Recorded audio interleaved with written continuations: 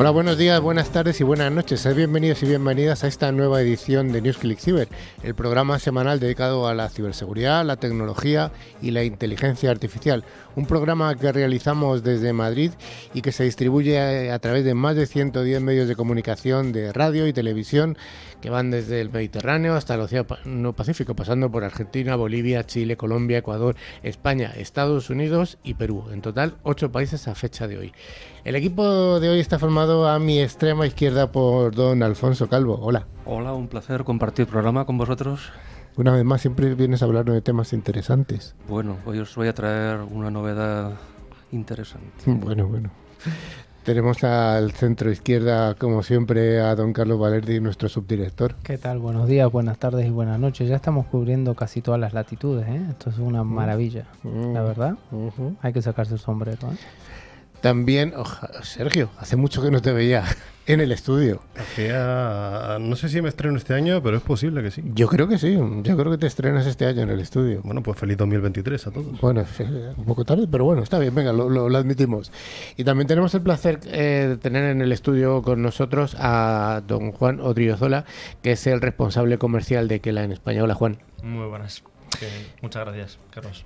Finalmente estoy yo, Carlos Lillo, y junto con nuestro técnico Pedro os proponemos que nos acompañéis durante los 50 y tantos minutos que nos llevarán hasta el concurso. También damos un cordial saludo a toda la audiencia que nos sigue mientras se realiza cualquier tipo de actividad, por ejemplo, hacer dulce de leche casero o mientras conduces camino a casa. Es una buena compañía. Pero las dos cosas a la vez, ¿conduces a hacer...? No, es medio difícil, pero bueno, hay algunos que se animarán. Bueno, de todos modos, también durante la semana nos podéis seguir a través de las redes sociales como Twitter, LinkedIn o Facebook, y también podéis comunicarnos con nosotros a través de nuestro querido email info@clickciber.com. Además, recordamos y recomendamos visitar nuestra web, que está llena de interesantes contenidos, clickciber.com, uno de estos contenidos, nuestra maravillosa revista. Es verdad que salió la semana pasada. También informamos de que se puede acceder a todos los programas anteriores a través de nuestros podcasts disponibles en Spotify, iBooks, Apple Podcasts, TuneIn, YouTube, Twitch, Amazon Music. Además, invitamos a suscribirse en cualquiera de estas plataformas y animamos a dar like para sentirnos queridos. Para ello solo tienen que buscar la palabra ClickCiber, las dos con i latina. Sí, nos gusta mucho el cariño y el amor. Muchas manitas para arriba. Bueno, ¿qué vamos a tener en el programa de hoy, don Carlos? Bueno, antes vamos a empezar diciendo que un día como hoy, 28 de marzo de 1951, se entrega el primer UNIVAC. Es el primer computador digital con memoria de almacenamiento para aplicaciones comerciales. Un año antes, la escasez de capital obliga a Presper Eckert y John Mauldin a vender su empresa Remington Rand, la importante fabricante de máquinas de oficina, las Remington, que todos recordarán. Esto pasó en 1950. Luego el programa se desarrollará como todos los días. En las noticias, nuestra ciberpíldora, donde hablaremos de inteligencia artificial en los Juegos Olímpicos de París. Va a estar muy interesante. Las tecnoefemérides, el monográfico que hablaremos de la ley de Moore y nuestro invitado del día, Juan Odriozola de Kela. Pues vayamos con ese primer bloque, el bloque de noticias de ciberseguridad. Y esta semana adelantamos que no hay ninguna noticia fake, no hay ninguna noticia falsa. Así que estemos atentos al programa, porque una de las preguntas que hagamos será algo que hayamos dicho en el programa. Vayamos con ese bloque, el bloque de noticias de ciberseguridad.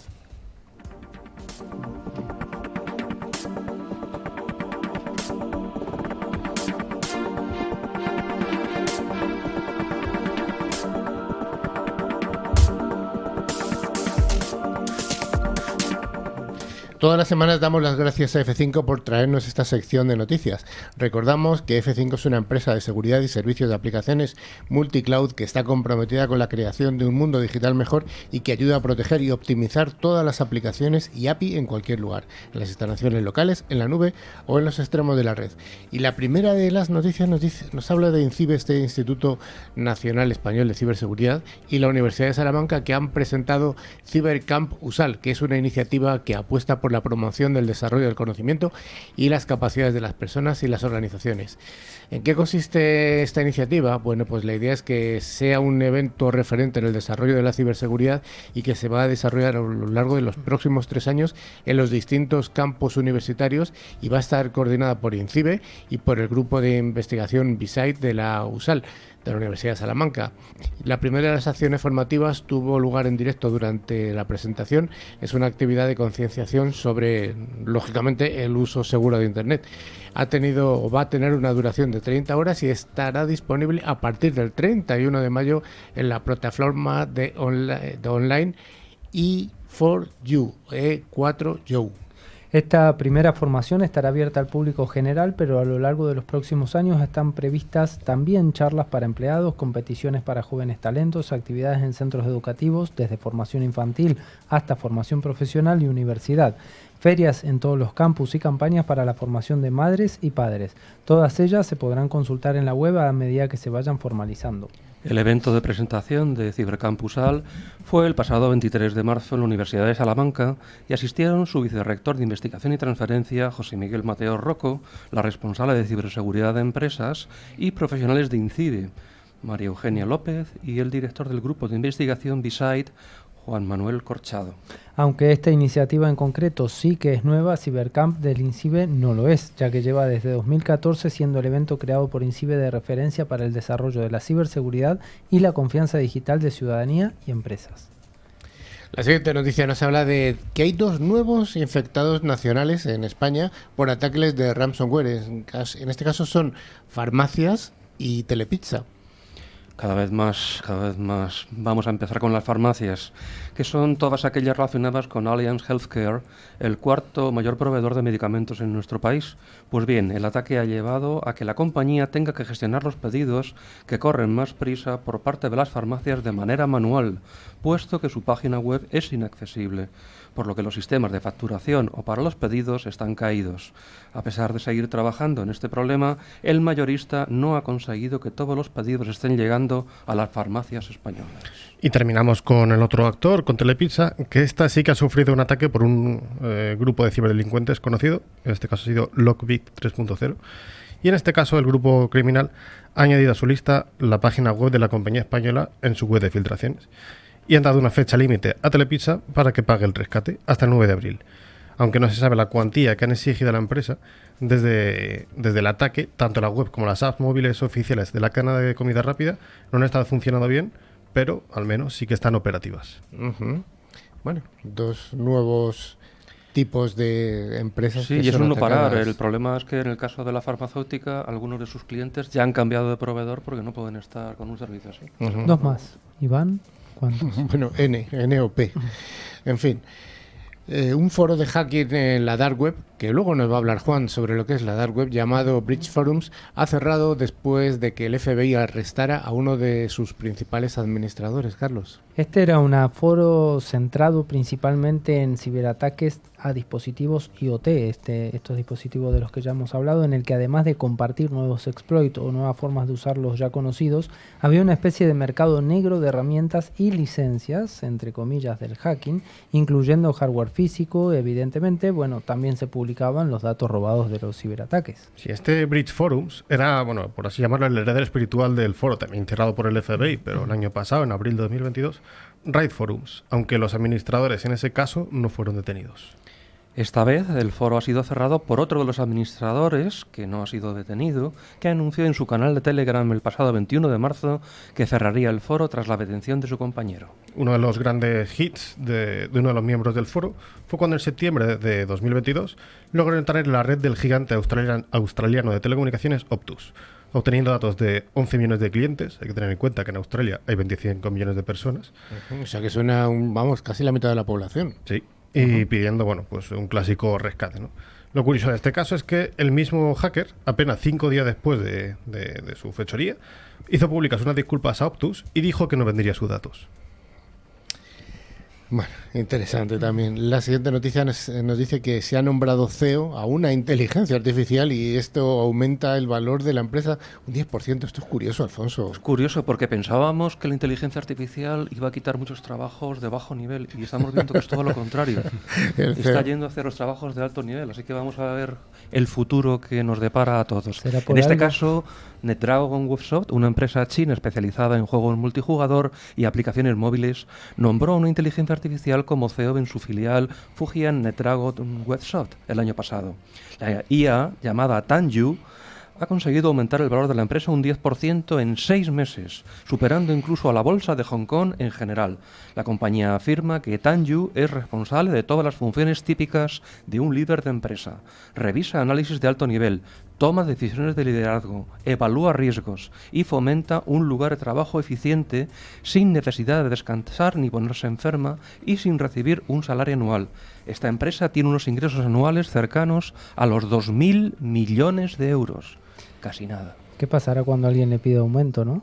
Bueno, el nombramiento de una inteligencia artificial como CEO no es nuevo. En Tokio, un robot se presentó a la alcaldía del distrito en 2018 para acabar con la corrupción y quedó en tercer lugar en las elecciones. He visto cosas peores.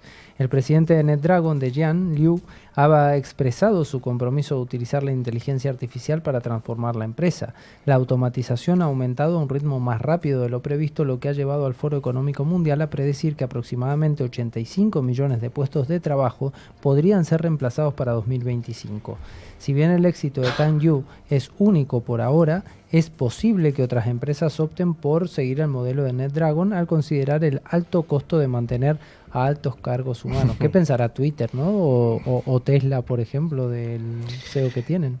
Insistimos una vez más que este programa no hay ninguna noticia fake. Todas las noticias que estamos dando son reales. Y la siguiente nos habla de la Unión Europea, que detecta un desigual avance de la ciberseguridad en sus 27 Estados miembros. Sergio. Sí, es un informe publicado por la Universidad Aalto de Helsinki en el marco de la iniciativa Cyber Citizen de la Unión Europea, en el que analiza la formación en ciberseguridad de los 27 Estados miembros y revela que actualmente no existe ningún modelo común ni prácticas compartidas para el aprendizaje de la ciberseguridad en la Unión Europea. También destaca que los esfuerzos por impulsar políticas para aumentar las habilidades en este ámbito de la ciudadanía europea se han centrado más en la tecnología que en las personas. El informe recomienda aplicar un enfoque unificado para todo el continente, enfatizando la necesidad de conocer las habilidades, actitudes y conocimientos necesarios para ser ciberseguro, ya que los ciudadanos no solo necesitan cibercapacidades para una vida cotidiana fluida y segura, sino que también son esenciales para la seguridad y el éxito económico de la Unión Europea. Eso sí, al menos el estudio destaca que, aunque existen diferencias significativas entre los Estados miembros, España se encuentra entre los países más avanzados en ciberseguridad, habiendo alcanzado un alto nivel de concienciación y formación en todos los ámbitos de la sociedad. La iniciativa Cyber Citizen tiene como objetivo desarrollar un modelo común y compartido para el aprendizaje y desarrollo de habilidades de ciberciudadanos en toda la Unión Europea.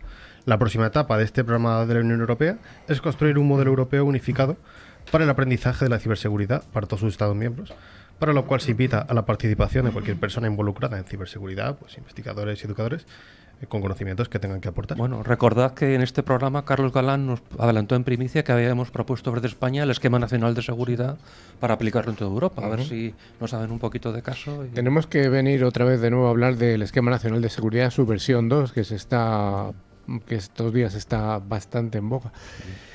Y una mala noticia para el sector de las tecnologías. Una nueva ola de despidos, en esta vez es Accenture. Es una noticia de Accenture global, pero que también afectará a España, y en total la consultora tecnológica anunció la eliminación de 19.000 puestos de trabajo a lo largo de los próximos 18 meses, es decir, el 2,5% de la plantilla mundial.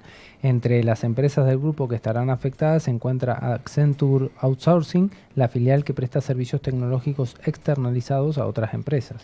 Los directivos de la compañía no han precisado aún cuál será la afectación del mercado español, si bien han trasladado que los recortes de personal afectarán al personal enfocado a labores administrativas y de recursos humanos principalmente. Bueno, vamos a ver este goteo de noticias. ¿Serán reemplazados por inteligencia artificial? Bueno, Los ransomware se están enfocando cada vez más en el sector de transportes y además en sistemas OT, sistemas industriales que son vulnerables. Esto lo está diciendo la Agencia de Ciberseguridad de la Unión Europea, más conocido como ENISA, Sergio. Sí, ha sido la ENISA la que ha publicado un informe en el que señala un aumento en el número de ataques cibernéticos contra el sector del transporte desde enero de 2021 hasta, según tiene registros, octubre de 2022. La agencia advierte que los hackers aprovecharán cada vez más la creciente superposición entre las tecnologías IT y las OT en el sector del transporte, con el consecuente riesgo que ello implica. La agencia también afirma que estos hacktivistas estarán atraídos por la eficacia y el impacto que los ataques de ransomware pueden tener, así como por la atención de los medios que generan. También se observa que la cantidad de los hacktivistas ha aumentado en Europa tras la invasión de Rusia en Ucrania en febrero de 2022, recordemos, principalmente a través de los ataques de denegación de servicios distribuidos contra sitios web en el sector de transporte. La agencia observa que esto, junto con la superposición entre los entornos IT y los entornos OT que comentaba Sergio antes, significa que los grupos de ransomware probablemente apunten y perturben las operaciones de OT en el futuro previsible. Hasta ahora, dentro del sector de transportes, el de aviación es el que soporta la mayoría de los ataques cibernéticos, seguido por las empresas relacionadas con las carreteras, ferrocarriles y la industria marítima en general. Es interesante esto y hay que tener cuidado porque recordemos que las infraestructuras OT son las infraestructuras que nos permiten viajar, tener electricidad, tener luz, tener gas en nuestras casas y otras cosas más. Entonces, hay que empezar a hacer mucho hincapié en que todas las empresas que tengan este tipo de infraestructura inviertan en ciberseguridad. Exactamente, no gasten, inviertan, que es distinto. La última de las noticias nos habla de que el hub español Gaia X, liderado por Indesia, ha identificado más de 20 casos de uso de espacios de datos compartidos en la industria española, Alfonso. El encuentro organizado por el Grupo de Trabajo de Industria 4.0 del Hub ha permitido a varias organizaciones como Ametic y Tecnalia profundizar en 6 casos de uso que faciliten la adopción de tecnologías como la inteligencia artificial y la analítica avanzada para modernizar la actividad del sector industrial. Los casos seleccionados incluyen la reutilización y el reciclaje inteligente, el mantenimiento predictivo, el intercambio de datos sobre activos en su vida útil, plataformas de visibilidad de la cadena de suministro en tiempo real, end-to-end, y la predicción inteligente de la demanda. El hub español de Gaia X fue construido el 18 de marzo de 2022 con el objetivo de crear una infraestructura de datos federada y segura para lograr la soberanía digital en toda la Unión Europea. Pues hasta aquí las noticias en las que hemos tenido un poquito de todo. NewsClick Cyber es el programa semanal líder en la radiodifusión en español. Si quieres estar al día de las novedades, escuchar nuestras ciberpíldoras y a los responsables de grandes empresas, escucha NewsClick Cyber.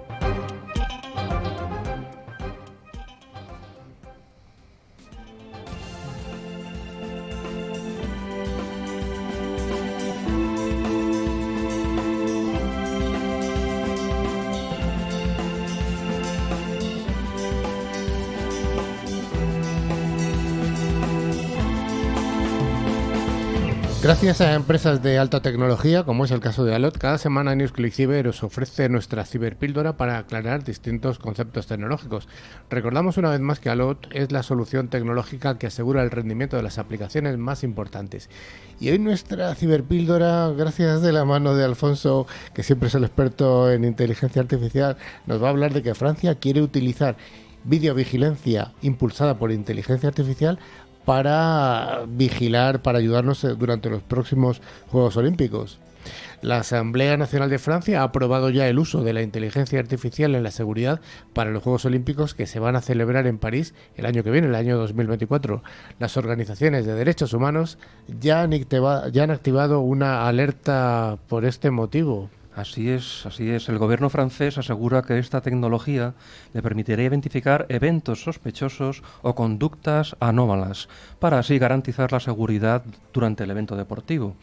Otras organizaciones, por el contrario, alertan que la iniciativa representa una amenaza a los derechos humanos. La medida, de acuerdo con el diario francés Le Monde, debe ser confirmada en votación solemne de los diputados hoy precisamente, martes 28 de marzo, y en el que se va a revisar todo el conjunto de artículos del proyecto de ley que regulará la actividad de los Juegos Olímpicos. Si esto ocurre, Francia se convertirá en el primer país de la Unión Europea en implementar un sistema de vigilancia con IA. Según Stéphane Massars, diputado de Renaissance, el partido del presidente Emmanuel Macron, frente al mundo entero, Francia deberá estar a la altura para enfrentar el mayor desafío de seguridad de toda su historia. De esta forma, Francia se adelanta a la discusión en la Unión Europea, que también está debatiendo actualmente una ley sobre inteligencia artificial. Las organizaciones de derechos humanos ya activaron la alarma. Amnistía Internacional dijo que la decisión de usar inteligencia artificial en los próximos Juegos Olímpicos podría transformar a Francia en un estado de vigilancia distópico. Se advierte que un precedente como este impulsaría la violación a gran escala de derechos humanos en otras partes del mundo.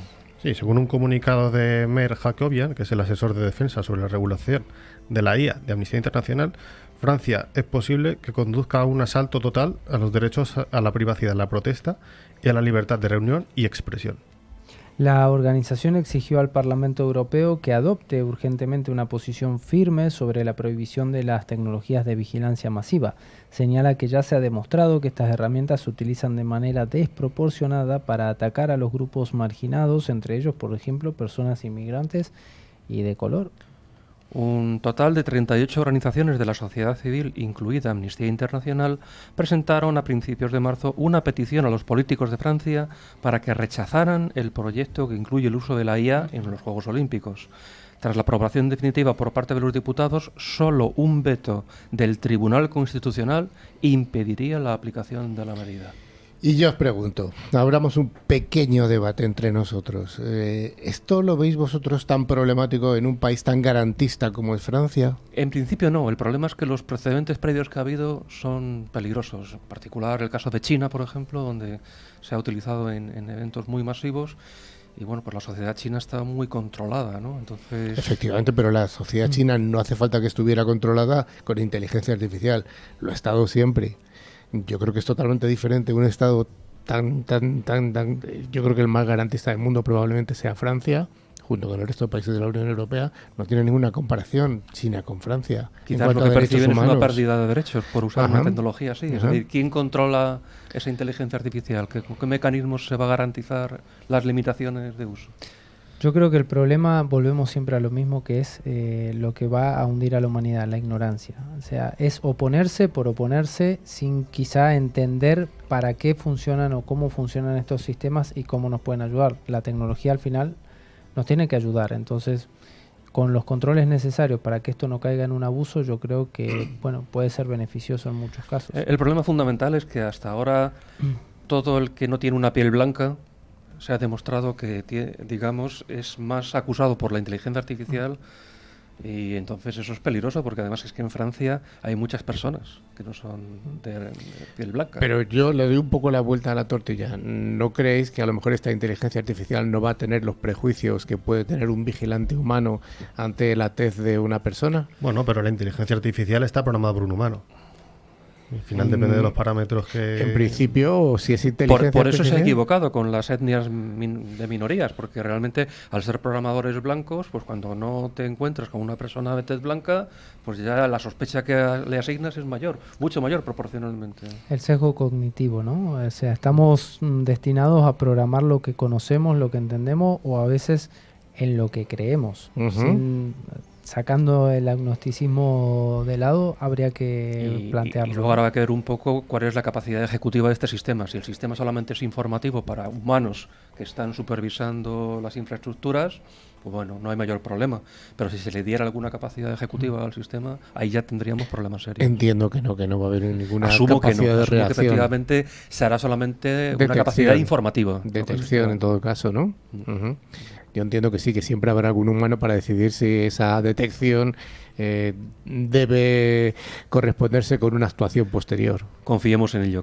Bueno, sin hacer comparaciones futbolísticas, pero veamos cómo funciona el VAR en muchas situaciones, ¿no? Que es un poco de inteligencia aplicada al deporte y al final el ojo humano tampoco termina siendo muy criterioso, así que... Yo creo, fíjate, que volviendo a lo que tú dices del VAR, yo creo que si fuera algo automático, pasa el balón con un chip, pasa la línea, el gol, y yo creo que los fuera de juego tenían que ser absolutamente automáticos. Nada que hubiera 3 personas ahí mirando, pues yo, ¿no? ¿Sí o no? ¿Sí? No. Pero ahí tenemos un buen ejemplo. Pues fíjate, si en algo tan sencillo como que es contrastar que un balón respecto a una línea esté dentro o fuera, ya hay verdaderos problemas. Imaginaros lo que puede ocurrir cuando millones de personas de todo el mundo coinciden en París. Eso puede ser realmente una situación preocupante. Bueno, pues aquí hemos planteado un escenario que esperamos que no sea apocalíptico, ni mucho menos. Pero yo confío en que esta inteligencia artificial, si realmente se lleva a cabo para la videovigilancia de los Juegos Olímpicos, yo creo que será interesante y buena. Sí, sobre todo confiemos en que su capacidad predictiva pues ayude a evitar que se puedan producir situaciones realmente problemáticas en ese sentido, ¿no?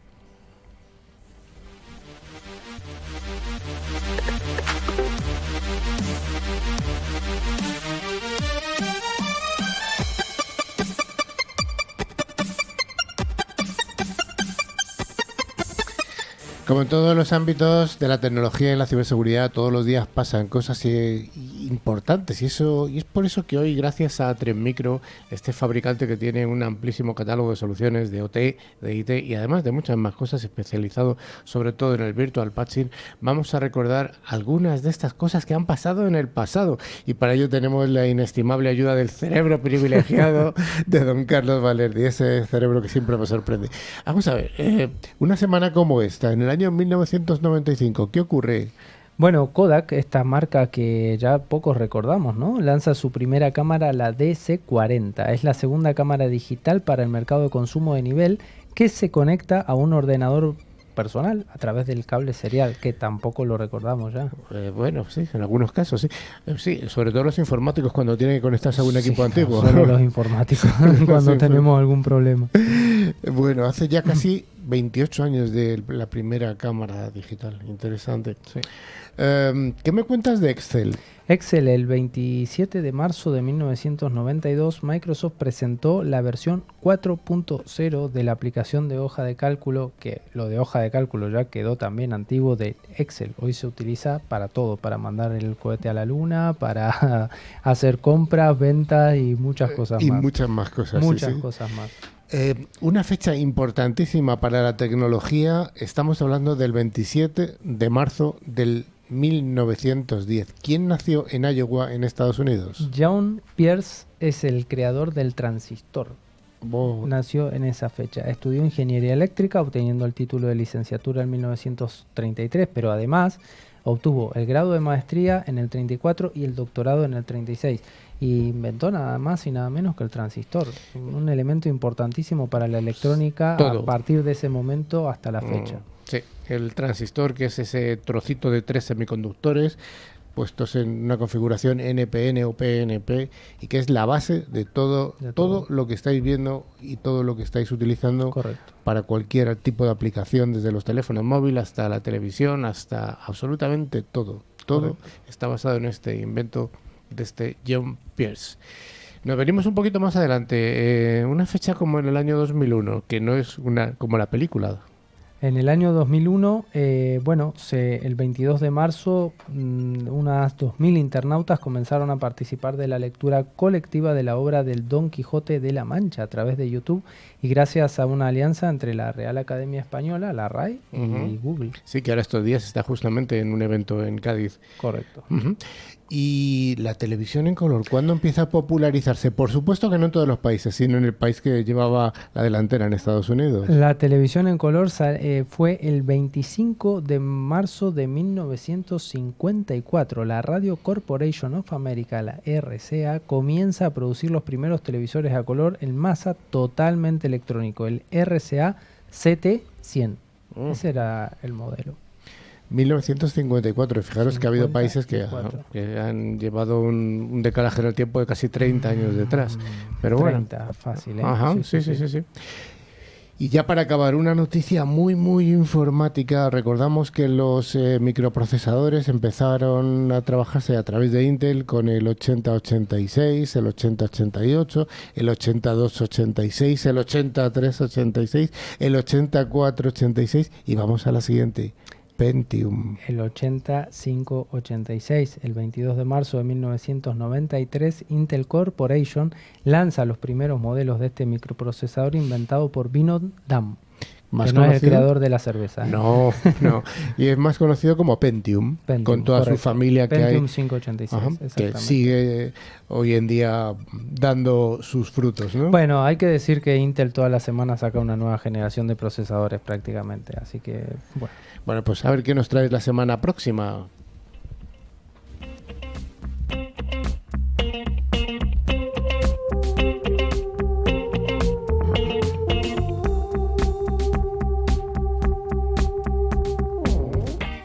La firma de ciberseguridad Forcepoint es la encargada de traernos cada semana nuestro monográfico. Recordamos una vez más que Forcepoint es el fabricante líder en seguridad convergente y además tiene un amplísimo catálogo de soluciones en ciberseguridad. Y hoy en este monográfico vamos a hablar de algo muy simpático y muy curioso. Vamos a hablar de la ley Moore. Pero primero, y para poner un poco en contexto, diremos que Gordon Moore fue pionero de la industria de los microprocesadores, volvemos otra vez, y además fue cofundador de Intel y murió hace poquito, pero hace muchos años, un viernes 24 de marzo a los 94 años. Moore fue clave en el desarrollo de la computación moderna, al ayudar a las compañías a contar con chips cada vez más poderosos y cada vez más pequeñitos. Intel, fundada en el año 1968, fue durante muchos años el mayor fabricante de semiconductores del mundo. Y don Carlos Valerdi, ¿qué nos dice la ley de Moore?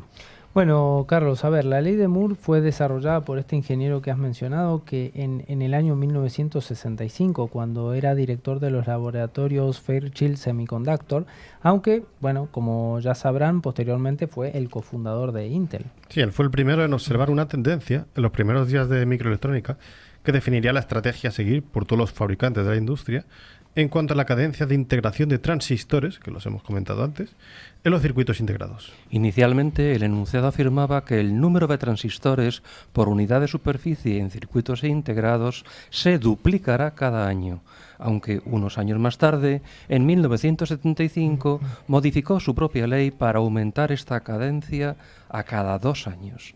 Equivocadamente, mucha gente cree que este periodo es 18 meses, debido a que el ejecutivo de Intel, David House, hizo tal afirmación. Pero hay que tener en cuenta que este dato no forma parte de la ley de Moore. Vamos a poner este enunciado en perspectiva. Digamos que la superficie de un circuito integrado es de 1 centímetro cuadrado. Es un ejemplo. Si hoy en esa superficie caben 1000 transistores, según la ley de Moore, dentro de 2 años deberíamos ser capaces de integrar en esta misma superficie 2000 transistores. Y dentro de 4 años deberíamos poder meter 4000 transistores. Y así sucesivamente, duplicando la cantidad cada 2 años. Y ese tamaño que has comentado tú de 1 centímetro cuadrado es prácticamente bastante. En la realidad el tamaño de un microprocesador a fecha de hoy. Correcto. 1 centímetro por 1 centímetro. ¿Es eso? Sí, esto la verdad es que más o menos sí que se ha ido cumpliendo durante todo este periodo, pero bueno, es cierto que durante muchos momentos no se ha cumplido tal cual, pero también es cierto que la evolución tecnológica pues ha permitido incluso superar esta ley en muchos otros momentos. Bueno, la ley de Moore es sobre densidad, pero ¿no habla de potencia? No.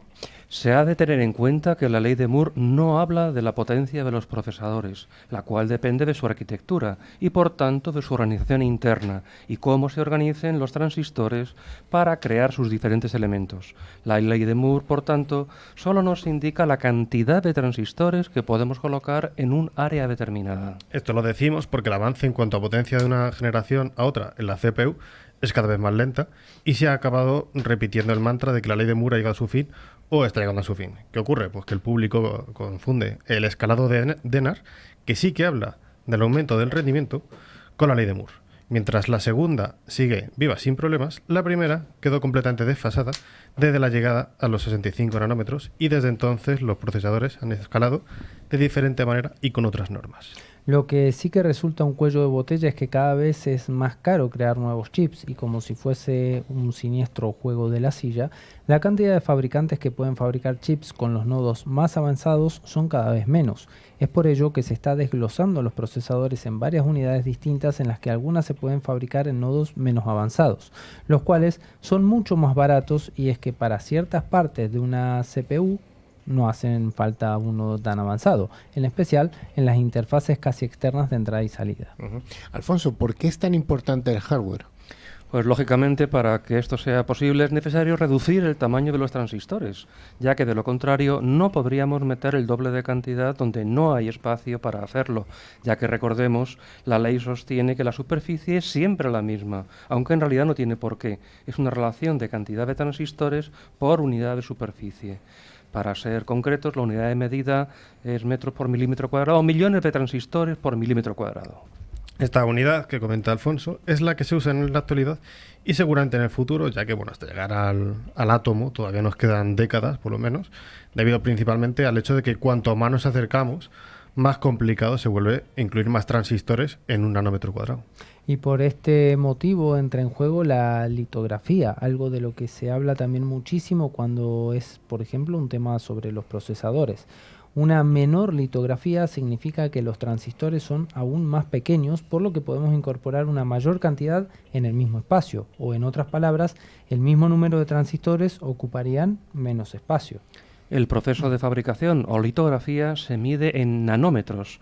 Para ponernos en perspectiva lo pequeño que es esto, un nanómetro son 10 a la menos 7 centímetros, o lo que es lo mismo un montón de ceros. mil millonésima de centímetro.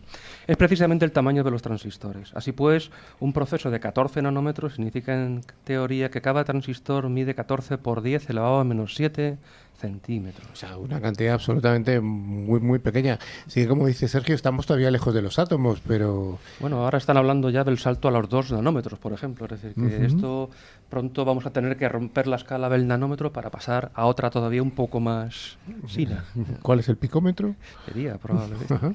Sí, como comenta Alfonso, lo que comentaba esto significa, bueno, que teóricamente en el proceso de 7 nanómetros se puede meter literalmente el doble de transistores que con el proceso de 14 nanómetros en el mismo espacio. Poder meter un mayor número de transistores en el mismo espacio repercute en el rendimiento y en la eficiencia energética. Así que tener una litografía menor implica que el procesador será más potente y más eficiente. La realidad es que la nomenclatura en nanómetros desde hace años que no se corresponde con la realidad y se trata más bien de una maniobra de marketing que nos sirve para saber si un nodo es mejor que otro. Y realmente no existe un consenso claro entre las diferentes fabricantes de chips sobre lo que significa cada uno de esos nanómetros, por lo que todo se resume a números imprecisos y pese a que ha habido varios intentos para, poner un poco de orden. Por el momento, cada una sigue un camino con su nomenclatura propia a X nanómetros, así que aunque veas este dato al lado de las características de un procesador, por ejemplo, no le des demasiada relevancia. Podría no tener mucha importancia comparado con lo mismo que afirma otro fabricante. Con lo que sí tienes que quedarte es con la trascendencia de la ley de Moore y lo mucho que ha influido en la forma de comprender y percibir la industria informática desde hace prácticamente 6 décadas, de hace 60 años. Momento en el que ya comenzaron a sonar los primeros tambores de guerra de la revolución que nos ha tocado vivir desde entonces. Para doña Rosa que nos está escuchando y debe decir ¿de qué está hablando esta gente? O don Pepe. O don Pepe, pensemos que esto solo se puede ver en un microscopio. O sea, pero estamos un microscopio hablando muy pequeñito ya. Muy pequeñito. Estamos hablando del microprocesador que lleva adentro nuestros PC, en el que jugamos al Candy Crush y vemos películas y demás. Bueno, todo eso se procesa a este nivel, a un nivel ultramicroscópico. Eso para que que se entienda un poquito, ¿no? Pues muy bien, esta aproximación a la ley de Moore.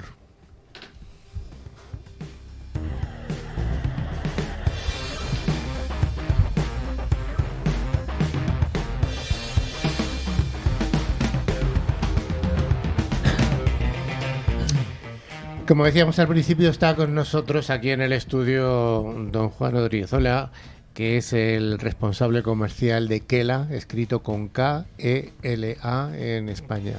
En España y en Andorra también era, me parece, ¿no? Bueno, estamos haciendo cosillas allí, pero oficialmente no. Bueno, Bueno, en España, que es bastante más grande que Andorra. ¿Nos hablas un poquito de ti para que te conozca nuestra audiencia? Pues nada, yo entré hace no mucho, finales de octubre, principios de noviembre en Kela. Previamente había estado trabajando en un integrador, ¿vale? Y anteriormente pues en otros mundos comerciales. Otros mundos comerciales ligados a la tecnología, siempre. No siempre. No siempre, o sea que No hay siempre. mundo fuera de la tecnología. Exacto, sí, sí. Bueno, pues ya sabemos quién es un poco Juan. ¿De dónde eres? De San Sebastián. De San Sebastián. Muy bien. Donostia. De Donostia. Y cuéntanos un poquito, ¿qué es Kela? Pues Kela es una empresa de inteligencia. ¿De inteligencia no artificial o cómo va esto? Inteligencia ¿En qué sentido? En el sentido de saber qué es lo que está haciendo el enemigo que pueda amenazar a nuestra infraestructura, en este caso cibernética. Ajá. Estaríamos hablando de ciberinteligencia, entonces. Exacto. Ciberinteligencia. Bien, ya sabemos un poco, ya hemos hablado alguna vez en el programa de la ciberinteligencia, pero volveremos. ¿Alguna cosa más que nos quieras contar sobre Kela? ¿De dónde es? ¿Dónde está originada esta empresa? Pues una empresa de Tel Aviv, Israel, Ajá. ¿vale? Y al final prácticamente casi la totalidad de los empleados allí, algunos que estamos en el extranjero no, pero los que están allí al menos proceden de cuerpos y fuerzas de seguridad del Estado y del campo de la inteligencia. Por eso decía inteligencia y no ciberinteligencia, porque ellos también tienen expertise fuera del mundo de la ciber. Ajá. Vuelvo al principio, ¿qué es la ciberinteligencia? Vale. Pues a ver, es complejo porque en un evento hace no mucho he escuchado a una persona decir que la inteligencia pues se puede aplicar al marketing, se puede aplicar a un montón de campos, pero en el caso específico de la ciberinteligencia es intentar con la información que está disponible ahí fuera predecir qué es lo que va o cuáles son las intenciones de los que pudieran ser nuestros enemigos. Digamos que sería algo parecido en el campo de batalla, en una guerra real, predecir lo que va a ocurrir para anticipar. Con la información que tenemos sobre el enemigo, o sea, nosotros al final lo que solemos decir es que vivimos tras las líneas del enemigo, escuchando lo que dicen, sus comunicaciones, qué es lo que están tramando para atacarnos, ¿no? A nuestras organizaciones o incluso estados. ¿Quién es el enemigo en tu caso? En mi caso particular, quiero pensar que no tengo enemigos, bueno, pero en el caso de Kela, nosotros, para nosotros los enemigos pues son grupos, en muchos casos para los estados ciberterroristas, ¿vale? Y en otros casos pues lo que se denominan hacktivistas, ¿no? Que se asocian con no quieren decirlo muchas veces, pero se asocian con estados para atacar a sus enemigos, que podemos ser nosotros perfectamente. Y luego, por otro lado, pues todos esos que intentan sacar rédito económico de este tipo de actividades. Vale, ¿cómo hace Kela esta ciberinteligencia? Pues nosotros lo que hacemos es, nuestro equipo nuestro CIC, que es el Cyber Intelligence Center en Tel Aviv, son analistas de inteligencia que conviven ahí tras las líneas del enemigo y en búsqueda. Una de sus funciones es buscar nuevas fuentes de inteligencia, es decir, dónde están esos cibercriminales para capturar esa información y poder pues, dársela a nuestros clientes. Estáis detrás de las líneas del enemigo y ¿cómo os camufláis? ¿Cómo hacéis para que no os descubran? Vale, una vez se analizan esas fuentes y se ve que son de interés para pues, esas organizaciones, lo que se hace es estudiar el comportamiento medio de un usuario en esas fuentes, ¿vale? Ya pues, sean grupos de mensajería instantánea, tipo canales de Telegram, grupos de Telegram, podemos hablar también de foros, de hacktivismo, de un montón de tipos de fuentes distintas. Entonces lo que se hace es estudiar ese comportamiento medio para luego mandar tarea a nuestros desarrolladores, y ellos lo que hacen es desarrollar crawlers dedicados que imitan ese comportamiento humano para pasar desapercibidos. Crawlers que serían escarbadores, ¿no? Sí, al final lo que hacen es scrapping de todo extraer toda esa información ¿vale? Y luego pues toda esa información se parsea y se vuelca en nuestro, lo que llamamos nuestro lago de datos. Dentro del ámbito vuestro, decís que estáis en el campo del enemigo. ¿Estamos hablando de la dark web o de la darknet? Sí, diríamos que es darknet, porque en la darknet realmente es las redes, por así decirlo, que de alguna manera anonimizan, ¿vale?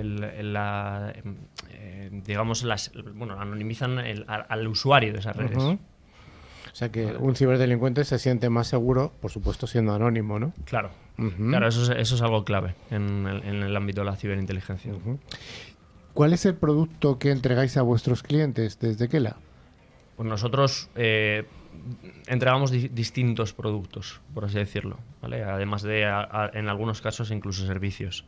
Por un lado, tenemos una plataforma que es monitorización de activos, es decir, podemos denominar activos a IPs, dominios, subdominios, yo que sé, propiedad intelectual, cualquier tipo de activo que consideremos que es crítico para la compañía. Entonces, esa plataforma lo que va a hacer es preguntar a nuestro lago de datos, que recordemos que es las fuentes, digamos, reflejadas en ese lago de datos, preguntar a ver si hay resultados nuevos sobre esos assets, esos activos. Para entendernos un poco, pongamos una empresa cualquiera, por ejemplo NewsClickCyber, que podría para no poner a nadie más en un brete. NewsClickCyber tiene una serie de activos informáticos o activos de los directivos, de las personas que ganan 2.000 millones de dólares en NewsClickCyber, como Carlos Valerdi, que lo tengo aquí a mi lado, u otros similares. Entonces, lo que hacéis es una vigilancia dentro de lo que es el ecosistema del cibercrimen, una vigilancia de esos activos. Es decir, si Carlos tiene un correo electrónico que es carlosvalerdi@newsclickcyber.com, eso es un activo. Al final es su dirección de correo electrónico. Otro activo sería el dominio de NewsClickCyber, los subdominios, que podrían ser vpn.newsclickcyber.com, y sus accesos. Los servidores que tengamos. Exacto. Todo eso es lo que estáis monitorizando. Eso es lo que monitorizamos. Entonces, en el momento en el que un cibercriminal está mencionando esos activos, nosotros lo vamos a saber y vamos a poder mitigar esa amenaza. O al menos anticiparte. Anticiparte a la amenaza, sí. ¿Es tan claro esa previsión de que va a haber un ataque contra una empresa determinada o un país? ¿Se puede detectar fácilmente? Se puede detectar, se puede detectar, en algunas ocasiones es complejo porque muchas veces no avisan y si alguien está planeando en las sombras y no dice nada, muchas veces nos encontramos con que directamente publican quién ha sido la víctima, ¿no? Como por ejemplo en los ataques de ransomware que hablábamos antes de por ejemplo Telepizza con Lockbit, pero sí, en general, prácticamente lo que nosotros estamos observando en el ecosistema del cibercrimen es que ya no es que un ciberactor esté tan, digamos, desde el inicio de la actividad cibercriminal para atacar a esa víctima hasta el final, sino que al final cada uno tiene su especialidad y vemos que hay access data brokers que al final son pues los que consiguen los accesos iniciales. Puede ser pues eso, un acceso RDP, un acceso VPN, el tipo de acceso que sea que pueda ser crítico, y entonces esos accesos son subastados y es cuando ahí los grupos de ransomware, por ejemplo, compran esos accesos, ¿no? Vamos a ver, para entendernos, lo que estamos diciendo es que hay una serie de individuos o de entidades que buscan ese tipo de accesos o vulnerabilidades abiertas en una empresa o en un organismo determinado y luego se ponen en venta. Sí, de hecho va un poquito más allá porque hay incluso mercados automatizados en los que nosotros hemos observado que al final una persona en su casa que está teletrabajando puede, pues, su hijo perfectamente, descargarse algo en el PC del trabajo que contenga, por ejemplo, un infostealer. por ejemplo, Redline.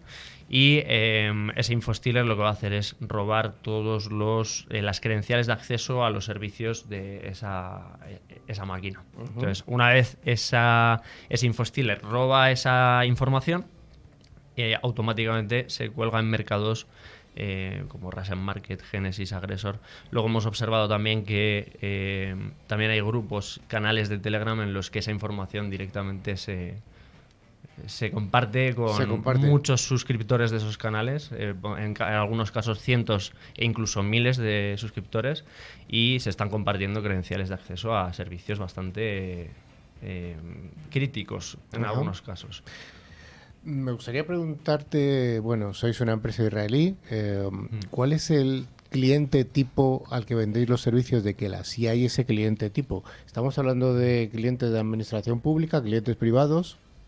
De todo un poco. Al final, por ejemplo, son clientes bastantes cuerpos policiales alrededor del mundo. En ese caso, muchas veces es pues por investigación, al final para atrapar a grupos de ransomware, por ejemplo, o personas o cibercriminales que están vendiendo accesos comprometedores a organizaciones.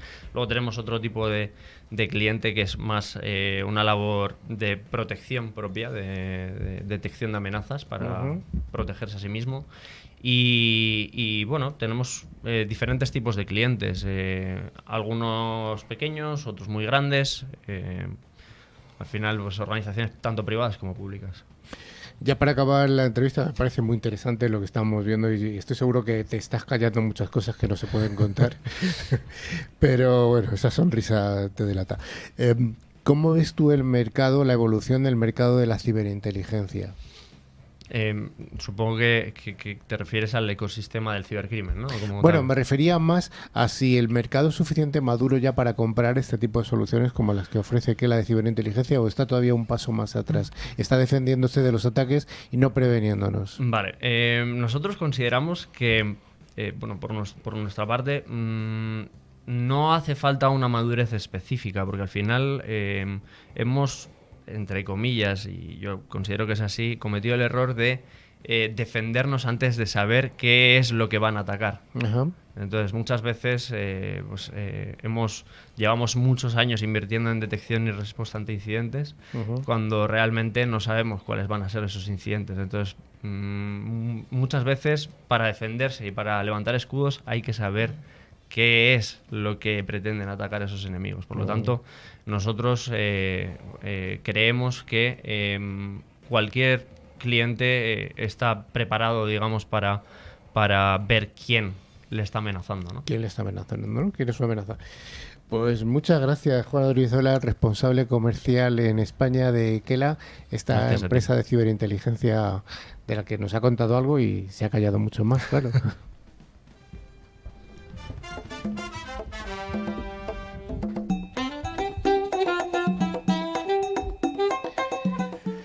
Cada semana hacemos un concurso en el que sorteamos 2 licencias de antivirus, válida para varios dispositivos y para un año. Y solo hay que concursar de una manera muy, muy, muy sencilla.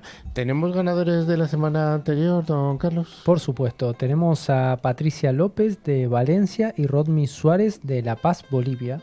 Así que enhorabuena para enhorabuena ellos. A vos dos. Ahí tenemos de un extremo al otro, del Pacífico o del Atlántico, como se lo quiera ver. Bueno, no, del Atlántico. Sí, claro. ¿Sí? No, bueno, del Mediterráneo. Pacífico, bueno, Valencia es Mediterráneo. O sea que... Bueno, ¿y cuál es la pregunta para la semana que viene, don Carlos? Bueno, la pregunta va a ser muy sencilla. ¿Qué es lo que nos ha mencionado nuestro invitado del día de hoy, que es la ciberinteligencia? No hace falta que lo digan entero, con una frase con que digan qué es lo que han mencionado es suficiente. Y para participar, enviarnos un mail a info@clickciber.com indicando tu nombre y tu localidad. Ya sí que estamos llegando al final, pero queremos recordar una cosa. La semana que viene es Semana Santa y no hay programa. No lloren todo el mundo por las esquinas, no lloréis, ir a ver las procesiones, los que sean religiosos a los oficios que haya. Y ¿alguna recomendación quieres hacer, Alfonso? Ciberprocesiones. Ciberprocesiones. ¿Cómo es eso? Pues lo más fácil sería las televisadas a través de la televisión, las redes sociales. No estamos hablando de llevar el ordenador a hombros, Y ¿no? también, lo que pasa es que ya santificar los ordenadores creo que sería excesivo. Ya los tenemos en demasiado encumbramiento. Imaginemos si los endiosamos. ¿Cómo podemos terminar? Bueno, y a no olvidarse de comer muchos huevos de Pascua también, ¿eh? Es Y muchas importante, torrijas. Y muchas torrijas. Y muchas torrijas, sí, sí, y teletorrijas incluso. Bueno, pues muchas gracias a toda la audiencia. Sí, como siempre, bueno, antes de despedirnos, os recordamos que podéis acceder a nuestra web, clickciber.com, también en la que está nuestra revista y otros contenidos, y podéis seguirnos en nuestras redes sociales, en Twitter, LinkedIn, Facebook, etcétera.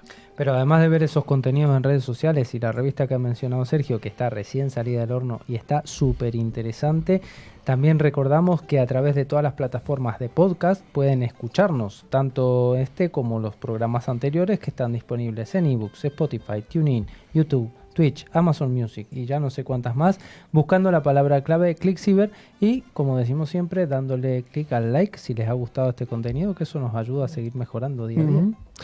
Pues muchas gracias a toda la audiencia por habernos acompañado en este programa, que como siempre decimos está transmitido desde el Mediterráneo hasta el Océano Pacífico. Un abrazo a todo el mundo, hasta luego, don Alfonso. Hasta otra ocasión. Un placer. Adiós. Hasta Don la Carlos. próxima, que no es la Semana Santa. No, adiós, Sergio. Adiós. Hasta luego, Juan. Muchas gracias. Comed torrijas y tener cuidado y precaución. No abuséis, que luego en la penitencia, no. En el pecado está la penitencia. Ah.